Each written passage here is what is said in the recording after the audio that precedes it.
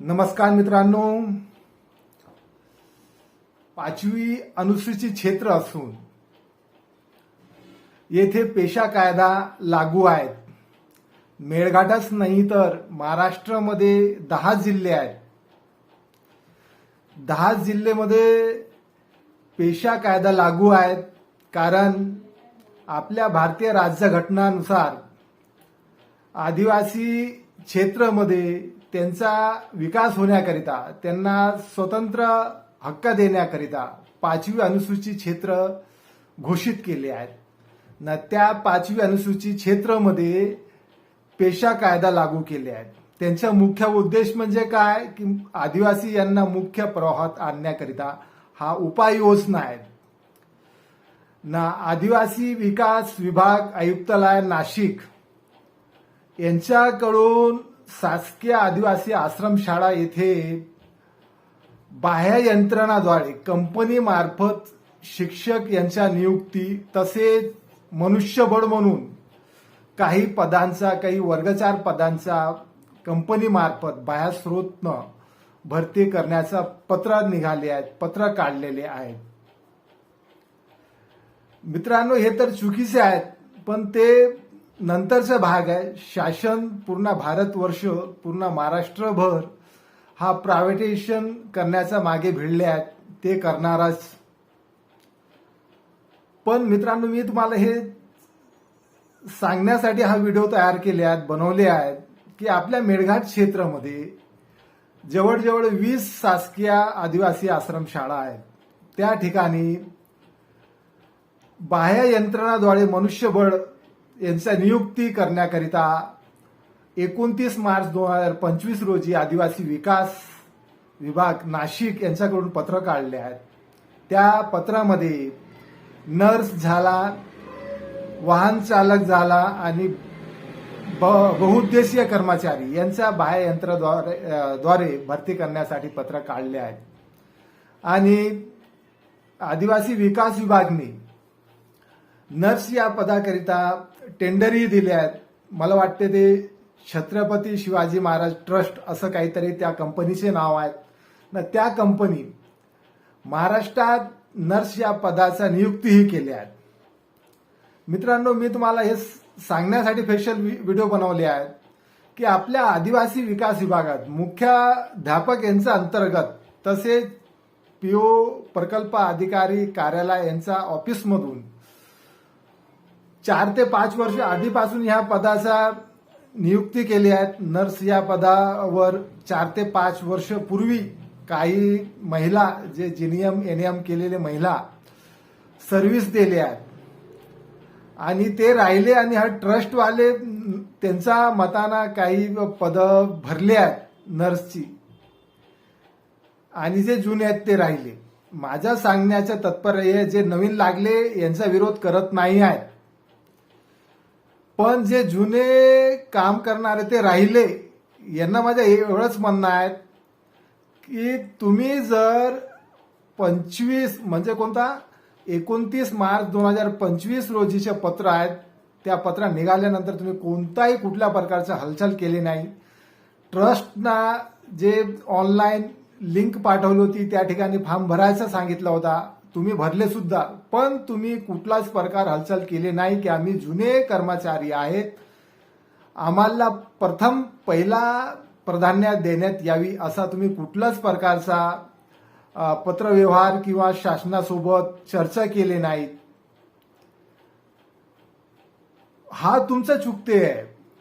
जर आदिवासी विकास विभाग असो, कोणताही शासनाचे जर पत्र असो, त्या पत्र जर आपल्या विरोधात जात असेल तर त्या पत्राचा आपण विरोध केला पाहिजे, त्या पत्राचा आपण शासनासोबत चर्चा केली पाहिजे, त्याच्या सहनिसा केले पाहिजे। ह्या गोष्टी आपण करत नाही, आणि भरती झाल्यानंतर मग म्हणतात की आम्ही राहिलो, आम्ही एवढं वर्ष सर्व्हिस दिला, आम्हाला प्राधान्य दिला नाही, नवीन लावल्या, तर ह्या गोष्टी आधी केल्याच्या असतात।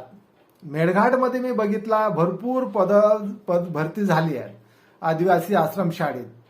जेव्हा GR निघतात, शासनाकडून GR निघतात, पत्र निघतात, त्याचे प्रोसेस चालू राहतात, त्या वेळेस ते एकदम चूप राहतात. मग भरती झाला, त्यांच्या नियुक्त्या झाले नाही, तर मग ते उगस मग आंदोलन हे वगैरे करा लागते. तर आपण हा सर्व गोष्टी पहिलेच जाणीव ठेवला पाहिजेत. हा क्षेत्र पेशा क्षेत्र आहेत, आपल्या अधिकारातलं क्षेत्र आहेत. पहिला प्रथम प्राधान्य म्हणजे आदिवासी लोकांना दिला पाहिजे, स्थानिक लोकांना दिला पाहिजे. ह्या सर्व गोष्टी आपण वेळेवर केला पाहिजे. आपण वेळ लावतात, आपण सर्व गोष्टी निघाल्यानंतर झाल्यानंतर आपण त्याचा मग पुढाकार घेतो, हा चुकीचे आहे. तर मित्रांनो, आजचा व्हिडिओ बनवण्याचा माझा एकच उद्देश होता की आदिवासी विकास विभागाकडून अनेक आणखी नियुक्त्यासाठी ते टेंडर देत आहेत.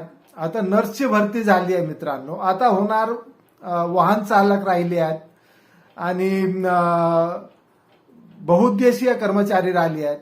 शासन टेंडर देईल, न टेंडर दिल्यानंतर कंपनीवाले ट्रस्टवाले भरती केल्या, नियुक्ती केल्या, तर मग तुम्ही मग चिल्लावतात, बोंबलतात की आम्ही राहिलो, आम्ही 4 वर्ष सर्व्हिस दिला, 5 वर्ष सर्व्हिस दिल्या. मग त्या नियुक्ती दिल्यावर शासन बी काहीच करू शकत नाही, गोष्टी झालेल्या असतात पूर्ण. म्हणून मित्रांनो, तुम्ही जागृत व्हा, जागृत राहा आपल्या क्षेत्रासाठी. संघटनवाल्यांसोबत चर्चा करा, त्यांच्यासोबत ताळमेळनं राहा, त्यांना सहयोग द्या, त्यांना पाठबळ द्या, एकत्रित व्हा, संघटित व्हा. डॉक्टर बाबासाहेब आंबेडकर सर्वांना संदेश दिला आहे ना. डॉक्टर बाबासाहेब आंबेडकर वरून विचार करत असेल, मी एवढा अधिकार दिला असून आदिवासी मन, बाकीचं बॅकवर्ड मन, सर्व गोष्टी मन, एवढं सर्व त्यांच्यासाठी केले असून अजूनही त्याच ठिकाणी आहेत, रडत असून तो वर. मित्रांनो, हा तुम्हालाच नाही, आम्हाला पण हा गोष्टी लागते. पण माझं म्हणणं एकच आहे की आपण वेळेवर प्रक्रिया राबवावं, वेळेवर काय तर त्याचे प्रत्युत्तर द्यावं. ह्याचसाठी मी आजच्या व्हिडिओ तयार केले आहेत. आणि यानंतर अनेक असं व्हिडिओ तयार करणार, ज्या ज्या ठिकाणी गरज पडतात त्या ठिकाणी मी ह्या युट्यूबमध्ये आपला व्हिडिओ टाकत राहू, तुम्हाला इन्फॉर्मेशन देत राहू. तुमच्याकडून काही शिकायला जे भेटतात ते मी शिकू, आणि काय माझ्याकडून जे डेव्हलप होतात ते मी करायचा प्रयत्न करू. मित्रांनो, माझा अजून एक म्हणणं आहे की हा बहुउद्देशीय आणि वाहन चालक पदाकरिता टेंडर देण्याच्या आधी तुम्ही शासनासोबत, आदिवासी विकास मंत्री सोबत, आदिवासी विकास विभाग नाशिक, अप्पर आयुक्त कार्यालय अमरावती, हा सर्व कार्यालयामध्ये जाऊन तुम्ही पत्रव्यवहार करून त्यांच्यासोबत चर्चा संपर्क करा. तुम्ही आधीपासून जर काम करत असेल, शासकीय आदिवासी आश्रम शाळेत आधीपासून जर काम करत असेल, तर तुम्ही त्यांना असा विनंती करा, त्यांना असं पत्राद्वारे विनंती करा, पर्सनली भेटायला जा आणि सांगा की यापुढे जर असं बाह्य स्रोतना कंपनी मार्फत जर भरती होत असेल तर जुन्या कर्मचाऱ्यांना प्राधान्य द्यावा. हा गोष्टी वेळेवर करावा लागते मित्रांनो. आपण उगाच नंतर मग काही बी केलं तर काही होत नाही. आता जे नर्स भरतीवर काही 8 ते 10 कर्मचारी राहिले ते जुने होते, ते 4 ते 5 वर्ष शासकीय आदिवासी आश्रम शाळा मेळघाट येथील शाळामध्ये सर्व्हिस दिले होते, राहिले ते.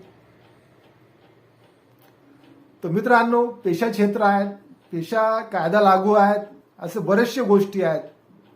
सतर्क राहा ना. शासन जर आपल्या विरोधात जात असेल, पत्र GR काढत असेल, तर त्यांचा विरोध करा, शासनासोबत लढण्याचा प्रयत्न करा.